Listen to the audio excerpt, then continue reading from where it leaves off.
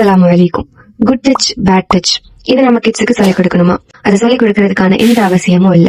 நாம நம்ம குழந்தைங்களுக்கு மார்க்க கல்வியை புகட்டி வளர்த்தாலே எது சரி எது தவறு அப்படிங்கறது அவங்க தானாகவே புரிஞ்சுக்குவாங்க. பிள்ளைகளுக்கு மார்க்க கல்வியை சொல்லிக் கொடுக்கறதுக்கு முன்னாடி பேரண்ட்ஸ் மார்க்கத்தை சரியா புரிஞ்சு அதை அவங்களோட வாழ்க்கையில செயல்படுத்தணும். நம்மளுடைய நல்ல செயல்களை பார்த்துதான் நம்மளுடைய பிள்ளைங்களும் பழகுவாங்க. இதுல இருந்து நமக்கு தெரியற விஷயம் என்னன்னா, நாம இஸ்லாத்தை நம்மளுடைய ஒவ்வொரு செயல்லையும் கொண்டு வரணும், அதை செயல்படுத்தணும். நாம செயல்படுத்தினா நம்மளை பார்த்து வளர்ற குழந்தைங்களும் அதை செயல்படுத்துவாங்க. உதாரணமா நபி ஸல்லல்லாஹு அலைஹி வஸல்லம் அவங்க மக்களுக்கு எதை போதித்தார்களோ அதை முதல்ல தன்னுடைய வாழ்க்கையில செயல்படுத்தினாங்க. எனவேதான் அவங்களுடைய உபதேசம் இன்னும் வர உயிரோட்டம் பெற்றதா இருக்கு. அல்லாஹ் தன்னை வணங்க சொல்லிட்டு அதுக்கு அடுத்தபடியா அபில் வாலிதைனி இஹ்சானா, பெற்றோருக்கு நன்றி செலுத்துங்கன்னு சொல்றான். ஒரு குழந்தை எப்போ பெற்றோருக்கு நன்றி செலுத்தும்னு சொன்னா அவங்களுக்கு குர்ஆன் ஹதீஸ் சொல்லி கொடுத்தாதான் அப்படி இருப்பாங்க. மார்க்க கல்விய சொல்லிக் கொடுக்காம உலகத்துக்கான கல்வியை மட்டும் நாம சொல்லிக் கொடுத்தா நாளைக்கு நாம வளர்த்த பிள்ளை நமக்கே எதிராக அல்லாஹ் இடத்துல வாதிடும். அல்லாஹ் தன்னுடைய திருமறையில 33வது அத்தியாயம் 68வது வசனத்துல இதை பத்தி சொல்லி காட்டும். எங்கள் இறைவா, இவர்களுக்கு 2 மடங்கு வேதனையை கொடு, மிக கடுமையாக இவர்களை சபிப்பாயாக